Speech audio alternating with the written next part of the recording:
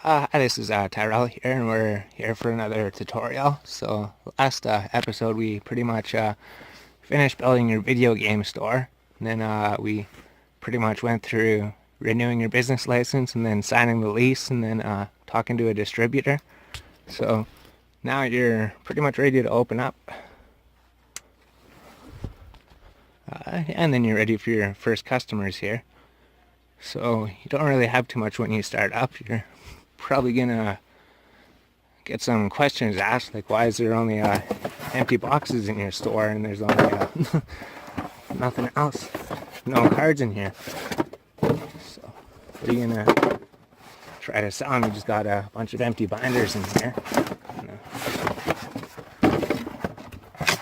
Eventually they might find the one binder might have some pages, but then they're gonna find out all the pages are empty too. So you're gonna have to start selling some boxes and binders when you first open up. So you're gonna have to find some people to buy them. Sure, maybe if you sell them at like $2.50 each, maybe people buy some boxes, and then maybe the binders 2 for $5. Yeah, we'll try to figure out the total here. How much stuff do you start with these here? Probably gonna be in the same situation almost here. Okay, so let's see what happened here. So, well, it looks like you had a really successful day in your very first day of your video game store. Looks like you probably sold all these here, I guess. Looks like, yeah, someone probably came in and got these first. You were like $5 each match, and they bought all of them. They're like $20. I'll take that. And then someone probably bought that for $5. It's probably $2.50 each. Those probably flew off the shelves right away. And these pages, you just probably sold the whole sack for $5. And then these binders here, you probably did a super sale. It was like 2 for $5. So someone jumped on that offer there. And then someone showed up late. All you had just was the empty boxes left, but you still wanted the $5 each. So they took and they gave you $20 for 5 empty boxes. That's all good. And then you did find some Pokemon cards actually too. So like, well, if I'm selling empty binders for $2.50 and there's cards in here, maybe $10. Pikachu here.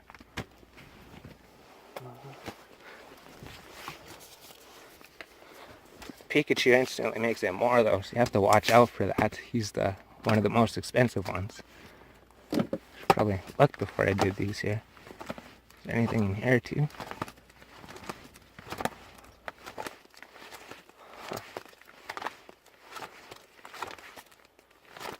Yeah, there's no Pikachu in this binder. This binder is nothing, really nothing. So $10 is alright. You probably sold that. You were happy with that. And there we go. So how much did you make today in your first day?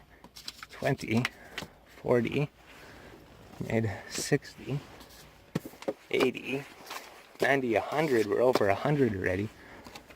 110, 125. There's going to be like $100, 125. That's good. You sold everything here. So now you have all of your money. Definitely sold everything today in your store. There's nothing left. Quick, close out the store before someone comes and robs the place.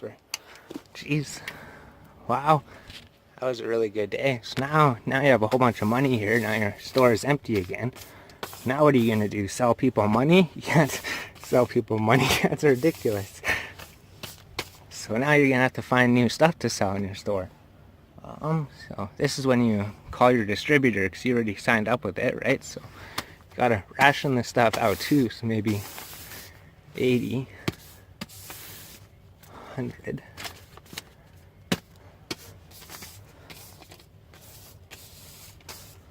10, 25.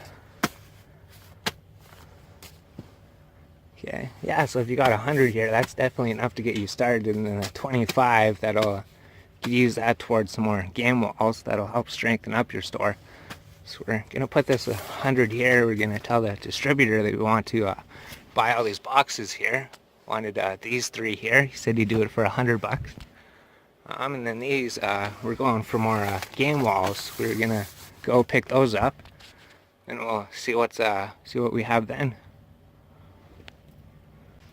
Here now, yeah, before you go spend that $25 on game walls, I'm just gonna go over a few things. It's gonna be really overwhelming at first. There's so many games for all the systems, you're not gonna know what you're looking for. You're probably gonna cheap out on them. So here, got your cheaper games, usually the Tiger Woods or the NHL or anything that starts with like N usually is pretty bad for building, like NBA, NHL, NFL. Yeah, if you're just getting one slab, those are $28. I wouldn't even recommend touching those ones. These dollar games, they're usually just random games you haven't heard about. Those ones are pretty decent. It's a good starting point if you were just to get into those. Now we could get into some better ones here too, because we're still on the budget list. These ones, usually if you're looking at animal games, those are really good. Those are the best budget games you can get. Usually the cats, those are usually $2. Those are alright. And then the dogs, those are like $5. And then the horses, those are the best budget walls you can get. Those are $25 though, so pretty expensive. Oh no, those aren't budget. Horses aren't budget. Those aren't budget games.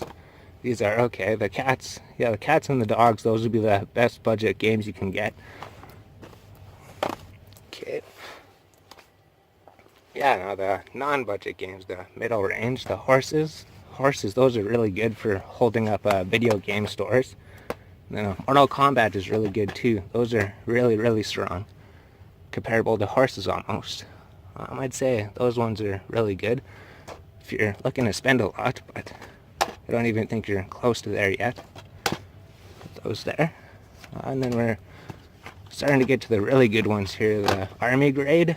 The Army grade video games, those don't really hold up anything. Anything up to 10 stories, I would say. Probably. Well, depending which ones you get. There's different tiers. The SOCOM, they're 30. Then the SOCOM 2, the tier 2, those are 40. Then the tier 3 is 50. Those are really expensive, but really worth it. Yeah, there's also Mario. Mario's pretty comparable to those ones. If you see those, just trying to show you something on a different system than the PlayStation.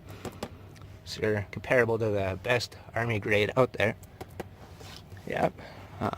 That's all the mid-range ones. Okay, now we're getting to the really expensive game walls. I don't know. I can't even really afford these most of the times. It's got the Mega Man walls. Those are those are twice as good as the best Army grade ones and the Mario ones. These are $100. It's gonna be so expensive. I don't even think about that. And these ones, I don't even know how I got these, but if you're looking for the best quality, I don't know if I can't even afford these. They're usually $500 each. You don't want to do a full slab of those ones. That's way too out of anyone's price range. But if you do find some, maybe eventually just put one of those, and then even like one Dragon Ball game, even mixed with like a full thing of sports games, that'll hold up anything. The Dragon Ball is just absolutely ridiculous. Okay, yeah, so we went over some. I would say definitely stick to the cats and dogs. Usually avoid those cheaper ones, but if you're starting out, I guess the $1 is okay. Yeah, and then yeah, you have $25 here, I guess. What I would recommend, yeah, I do have a recommendation here. If you're starting out, you could get your first flat for $130, and it would be super durable. I would say probably if you go with like 2 horses, maybe 2 horses, that's $50, and then 4 dogs. 4 dogs is pretty good. And then 10 cats. 10 cats should be pretty good with that combination too. And then, yeah, just any other $41 games, that doesn't really matter. Your horses and dogs are pretty much going to hold up everything for you. Yeah, so spend your $25 on one horse, and then you only have just over $100 to get your first quality recommended slab by me. Right. Yeah, I really hope that last part helps. So you're just not randomly searching. I kind of told you to just spend the 25 on slabs and was going to tell you nothing about it. Yeah, and then you got your stuff from your distributor. That's on the way. Might even be here tomorrow or Monday. 2 days. 1 to 2 days. And be able to restock your shop again. Then go buy your game wall. Start filling this up. You're only going to have the one game, right? You're really... your game wall is going to look terrible. But... it's definitely a start. The one horse, if you just put it there, it'll hold up a lot of stuff.